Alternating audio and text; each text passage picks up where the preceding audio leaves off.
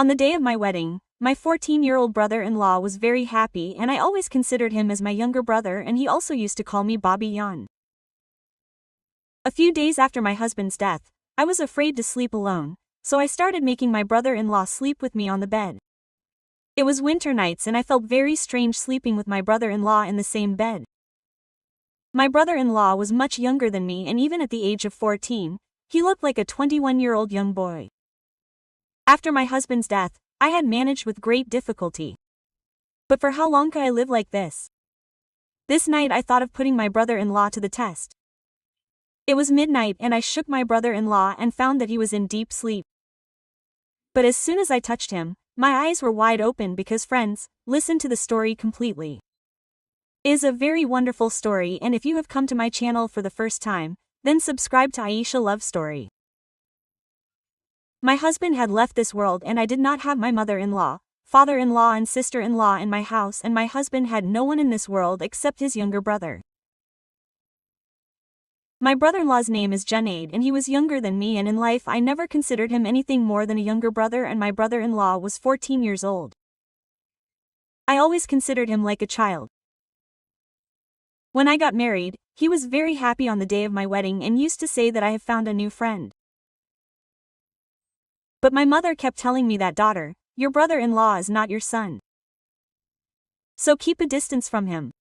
After some time he will grow up. Then it will be necessary for us to observe purdah between him. So from now on, make him habituated to not coming to your room without any restriction. I have seen many times that your brother-in-law comes and goes to your room without any reason. Daughter, you should not do this. You are a married girl. You have to take care of your husband as well as your family members. When I used to listen to my mother, I used to feel that my mother thinks very badly about Junaid and that is why I used to get angry at her words sometimes. But today when I became helpless and my husband had left this world, tears were flowing from my eyes. I could not even imagine that he would leave this world leaving me in the hands of his 14-year-old brother. My life had become difficult and I was in a bad state. It was 12 o'clock in the night and my brother-in-law Junaid had not yet come home. He was probably busy with his brother's relatives. My heart was not at peace. It was because of this that it would be better if Chulu did not come home because if he came home, I would also feel nervous. I was constantly remembering my mother's words but at this moment there was a knock on the door of the house. My heart jumped and I thought who it could be. But Junaid's voice came from outside. Bobby, open the door, it is me. I opened the door with fear. But today this house seemed like a jungle to me. And Junaid seemed like a small wolf to me. I don't know why I started thinking so badly about him. Bobby, have you eaten your food? He asked me and his eyes were down and he was holding a bag in his hand. There was rice in the bag and the rice seemed like hotel rice to me. He put rice in a plate and brought it in front of me and said, Bobby, I don't know how to cook. I have brought it from outside for now. Now eat it or else you will remain hungry and I don't want to lose my Bobby after my brother. He was calling me Bobby but still I couldn't get my mother's words out of my mind. Junaid said, Bobby, you don't need to worry. I will be your support from now on and you should never leave this house. He was talking very emotionally. But many things were stirring in my mind. Then he said a strange thing that Bobby should now sleep in my room. The other room is close to the roof and I feel that you should not be near the room on the roof and now everyone knows that our brother has died so anyone can come to our house with bad intentions. I was surprised that why Junaid is saying such things at such a young age. Has anyone told him anything? But whatever he said seemed right to me. I went to his room and Junaid's room was on the other side.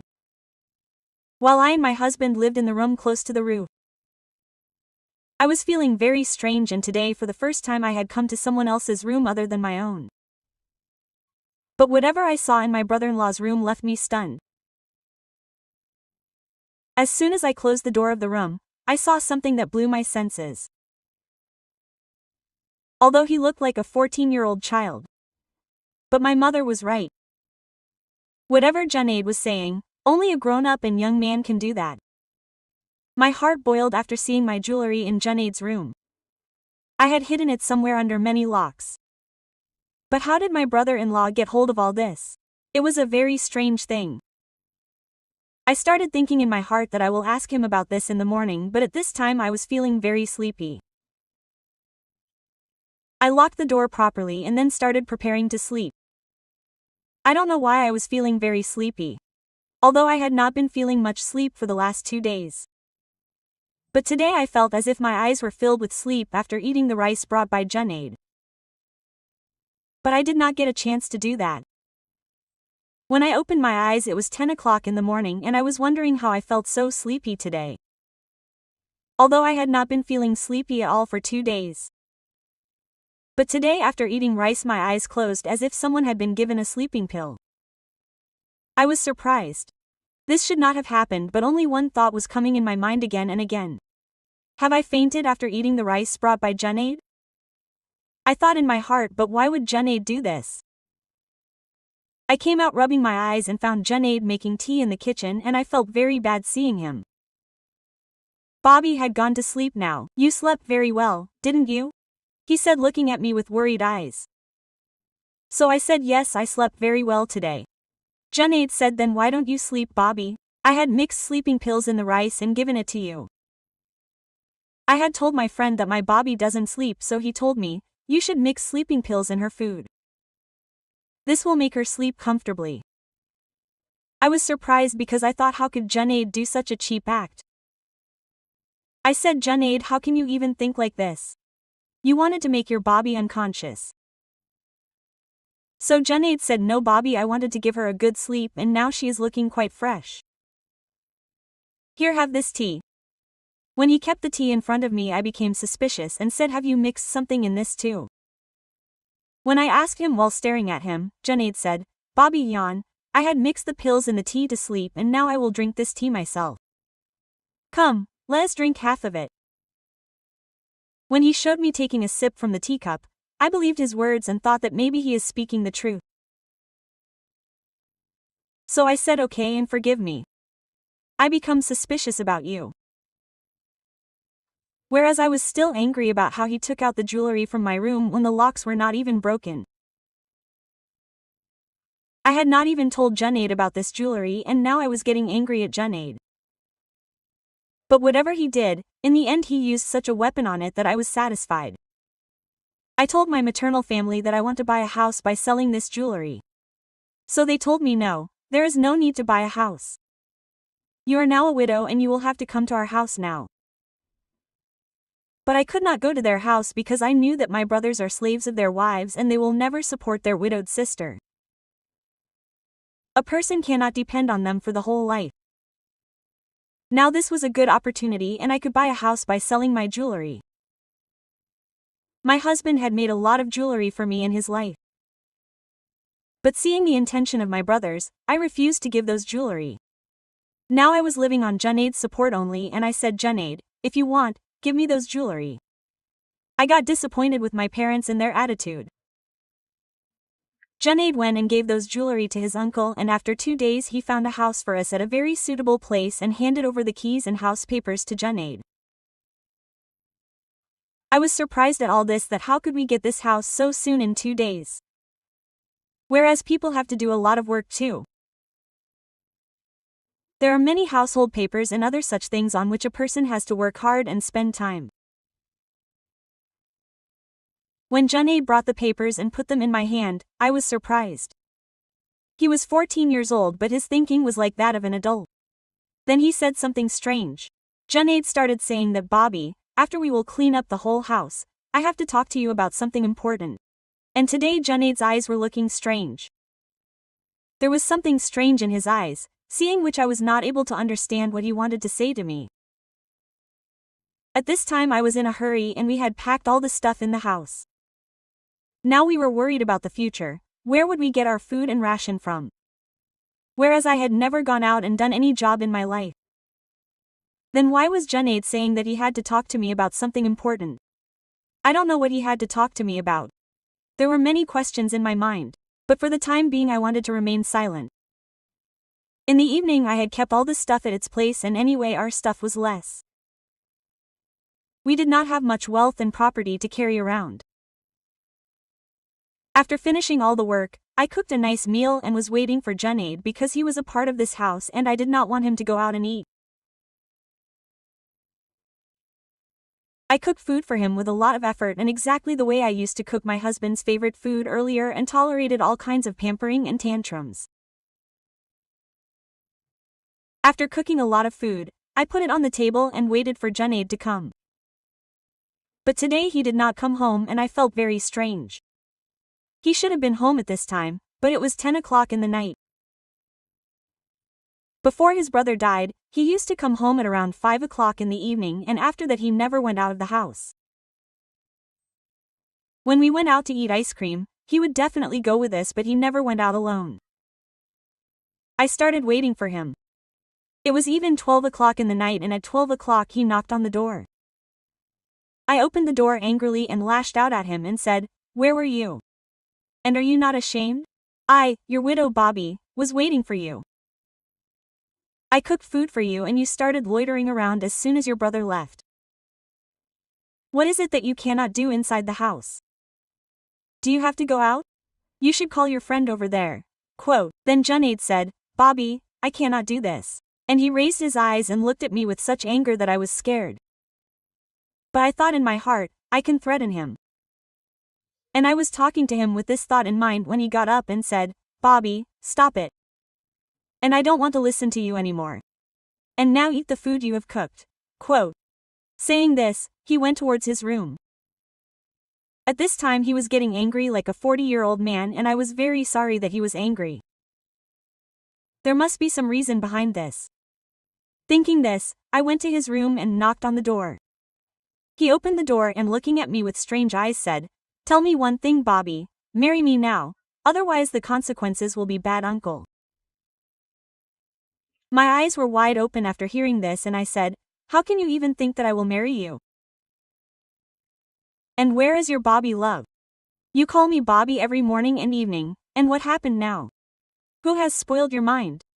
How did you even think such a bad thing in your mind, and then how did you get it out of me?" Quote. I was burning with anger and he was standing in front of me with folded hands, staring at me with his eyes, without any embarrassment. I was scared of his eyes and suddenly I became silent while talking. I turned back from there and came and sat in my room. I had closed the door of the room properly and my heart was beating loudly.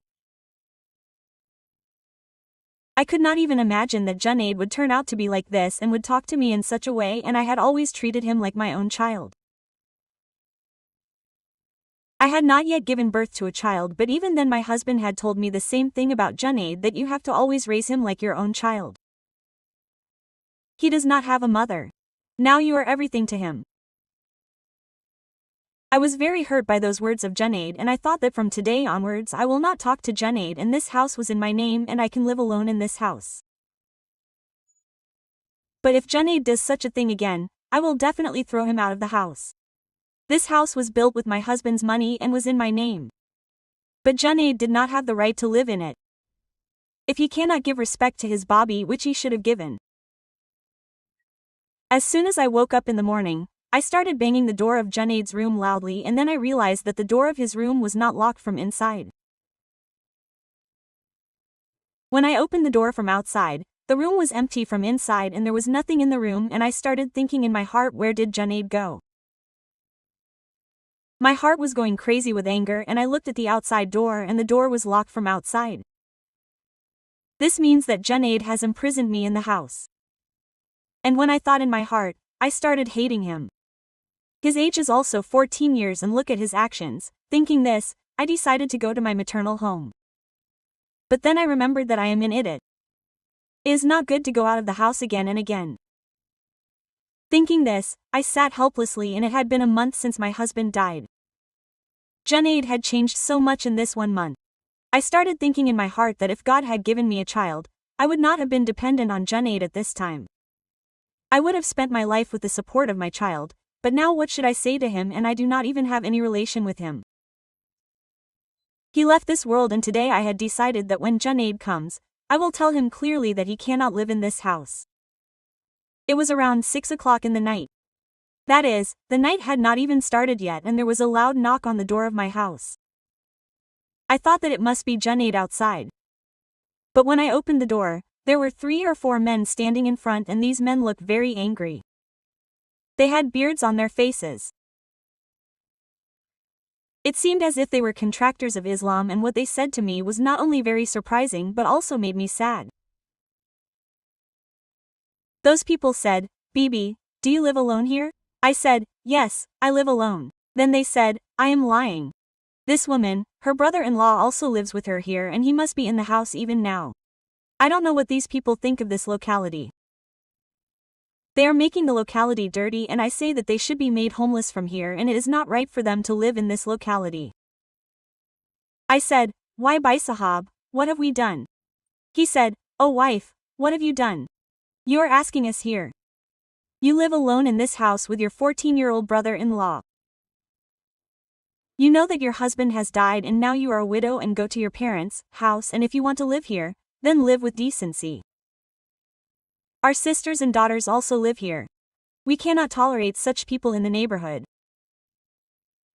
I was very angry at those men but I did not want to get into a fight with them and I closed the door of the house on their faces.